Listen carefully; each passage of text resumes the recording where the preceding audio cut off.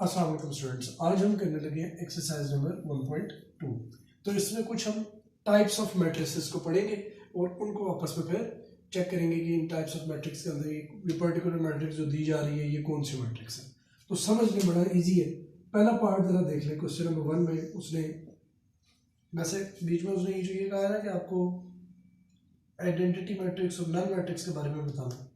ये तो थोड़ी सी स्टुपिडिटी की है क्योंकि वो जरा और नेचर होती है। बहरहाल फिर भी हम देखेंगे। पहले मैं आपको ये बता दूं, ए पार्ट के अंदर उसने लिखा जी 0 0 0 0। इसी की एग्जांपल से हमारे लिए इजी होगा समझना।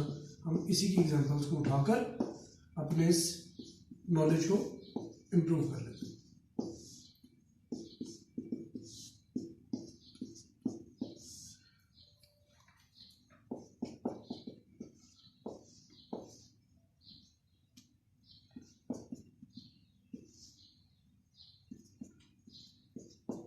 पहली बात, मैं कुछ इधर मैट्रिसेस लिखने लगा हूँ। ये तमाम वो मैट्रिसेस हैं जो ऑर्डर पे डिपेंडेंट होती है।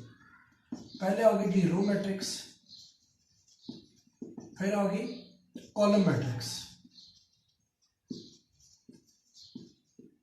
ठीक है। फिर आ गई आपकी स्क्वायर मैट्रिक्स, फिर आ गई आपकी रेक्टेंगुलर मैट्रिक्स। ये चार वो मैट्रिसेस हैं जो आपके डिपेंड करती हैं किसके ऊपर जी? आपके ऑर्डर पर, ठीक है जी। Row matrix, column matrix, square matrix, rectangular matrix. कैसे ये डिपेंड करती हैं? बड़ा इजी है। रो मैट्रिक्स की डेफिनेशन ये है कि एक रो वाली मैट्रिक्स जो होगी। कॉलम मैट्रिक्स की डेफिनेशन ये है कि जिसका कॉलम एक होगा। स्क्वायर मैट्रिक्स की डेफिनेशन ये है कि जब रोज और कॉलम्स बराबर होंगे। रेक्टेंगुलर मैट्रिक्स की डेफिनेशन ये है कि जब रोज और कॉलम्स बराबर नहीं होंगे, ठीक है जी। अभी चेक कर लेते हैं, ऑर्डर को चेक करते हैं। इसका ऑर्डर, अब सबका ऑर्डर में लिखने लगा हूं। इसका ऑर्डर है जी 2/2, इसका ऑर्डर है जी 1/3, इसका ऑर्डर है 3/1, इसका ऑर्डर है जी 2/2, इसका ऑर्डर है 1/1 और इसका ऑर्डर है 3/1। कैसे जरा देख लें। 1/3, 1 रो 3 कॉलम्स, 3/1, 3 रोज 1 कॉलम।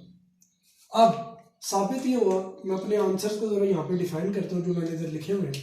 इसके अकॉर्डिंग मैं इधर देखें, इस जगह के ऊपर आपको मैं डिफाइन करके बता देता हूँ कि आपने ये कौन कौन सी मैट्रिक्स है। अगर आप देखें रो मैट्रिक्स को, तो हमारी बी वाली जो है मैट्रिक्स वो क्या वो रो है, एक ही रो आ रही, ये रो मैट्रिक्स बनेगी, ठीक है जी। नो डाउट इसकी भी एक ही रो आ रही है, लेकिन कॉलम भी एक है तो ये स्क्वायर मैट्रिक्स बनेगी। अगर हम देखें तो ये it will be our square matrix. ई हमारी कौन सी मैट्रिक्स है? स्क्वायर। ए भी हमारा क्या है? ये भी स्क्वायर है। कैसे? 2/2 ऑर्डर। डी भी हमारी कौन सी है? ये भी स्क्वायर है, ठीक है जी। सो दैट आपके जो आंसर्स हैं, जो सोल्यूशंस हैं, पहले तो डेफिनेशन आप याद रखें। रो मैट्रिक्स एक रो ना, कॉलम मैट्रिक्स एक कॉलम होना, स्क्वायर मैट्रिक्स रोज और कॉलम का बराबर होना, रेक्टेंगुलर रोज और कॉलम का डिफरेंट होगा। अब हम आगे चलते हैं इस चीज को समझते हुए। कैसे साबित हो गया? मैं शॉर्ट वर्ड में लिख दूंगा। ये हमारी कौन सी मैट्रिक्स होगी? Sorry, square. ये हमारी कौन सी मैट्रिक्स होगी? रो। ये कौन सी मैट्रिक्स हमारी होगी? कॉलम। एक कॉलम था इसका। ये कौन सी मैट्रिक्स हमारी कहलाएगी? स्क्वायर। ये कौन सी मैट्रिक्स हमारी कहलाएगी? स्क्वायर। ये हमारी मैट्रिक्स कौन सी कहलाएगी? That will be column. एक कॉलम है ना इसका, ठीक है। तो आंसर क्या होंगे? Square matrix, row matrix, column matrix, square matrix, square matrix, column matrix.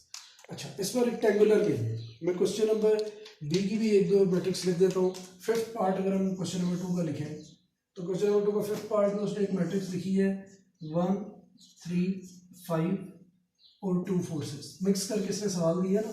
पहले से ऑर्डर वाइज समझाना चाहिए था बुक वाले को, और उसके बाद फिर से एंट्रीज वाइज जो डिफरेंस होता है वो समझाना चाहिए था। बहरहाल इसने मिक्स कर दिया, कोई मसला नहीं, हम इसको भी समझ लेते हैं। अगर आप देखें 1 3 5 2 4 6 जो एंट्रीज आ रही हैं तो ये बनती है परफेक्ट रेक्टेंगुलर मैट्रिक्स। कैसे? इसकी रोज कितनी है? 3, कॉलम्स कितने हैं? 2। तो मैंने क्या डेफिनेशन बताई थी? जब रोज कॉलम्स बराबर ना हो, ठीक है। So this will be a rectangular one. कहने वाले इसको भी रेक्टेंगुलर कहते हैं क्योंकि रोज और कॉलम्स यहाँ भी बराबर नहीं है। लेकिन यहाँ पे ज्यादा जो डिफाइंड बात है वो ये लिखी है कि एक रो है, एक रो है तो रो मैट्रिक्स, एक कॉलम है तो कॉलम मैट्रिक्स। सो पहले तो हमने ये डिफरेंट कर लिया क्वेश्चन नंबर 1 में कि स्क्वायर और कॉलम मैट्रिक्स क्या होती है। ठीक है जी। इसी तरीके से क्वेश्चन नंबर 2 भी है, उसकी भी मैं एंट्रीज लिख देता हूँ और उसके अंदर से भी हम पहले इन्हीं सबको फाइंड आउट कर लेते हैं। मैंने क्वेश्चन जरा थोड़ा सा चेंज कर दिया आपका, उसने आपके क्वेश्चन को अलग अलग करके डिफाइन किया। मैं आपको कहता हूँ पहले ही आप क्वेश्चन नंबर 1 और 2 के तमाम में से स्क्वायर और कॉलम निकाल लीजिएगा, रो, कॉलम, स्क्वायर और रेक्टेंगुलर मैट्रिक्स, और फिर इन तमाम के अंदर से हम डिस्कस कर लेंगे जो एंट्रीज वाइज टाइप्स होंगे। ये हमारी टाइप्स जो कहलाती है ये ऑर्डर वाइज कहलाती है, order wise types of matrices हम देखें। ठीक है जी। और टाइप्स ऑफ मैट्रिसेस में हमने 4 पढ़ ली हैं। एक होती है रो, एक होती है कॉलम, एक होती है स्क्वायर और एक होती है जी rectangular. Row matrix, column matrix, square matrix and rectangular matrix. अब मैं क्वेश्चन नंबर 2 के भी सारे पार्ट्स इसी के थ्रू चेक करने लगूँ, इसी के थ्रू आपको समझाने लगूँ। इवन 3 के भी जो पार्ट है उनको भी हम इस पे जज कर सकते हैं, लेकिन 1 और 2 काफी है। अब क्वेश्चन नंबर 2 का भी पहला पार्ट क्या लिखा हुआ, उसने मैट्रिक्स लिखी है जी आपके लिए विदाउट नेमिंग दी मैट्रिक्स। उसने लिखा है जी -8, 2, 7 और 12, 0, 4। सेकंड पार्ट उसने क्या लिखा है जी, इधर ही मैं लिख देता हूँ नीचे। सेकंड पार्ट उसने लिखा है आपके लिए 3, 0, 1।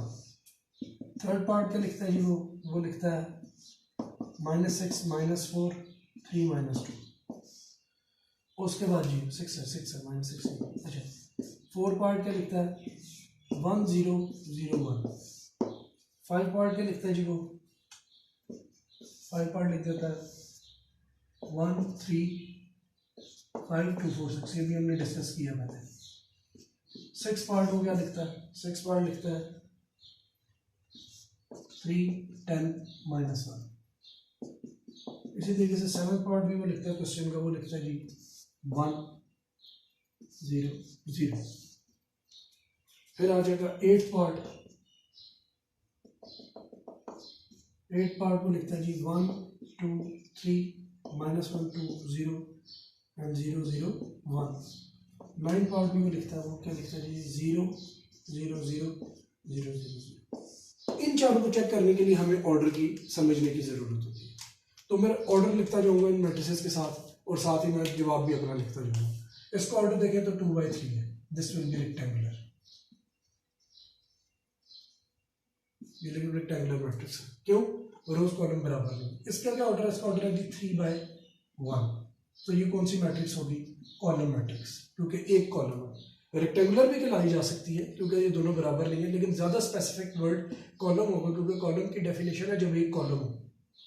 इसका ऑर्डर मैं लिखता हूँ तो ये जी 2/2, बेसिकली ये स्क्वायर है मैट्रिक्स। ठीक है जी। इसका भी ऑर्डर क्या है 2/2, तो ये भी कौन सी मैट्रिक्स है, स्क्वायर। फिर उसके बाद इधर आ जाते हैं।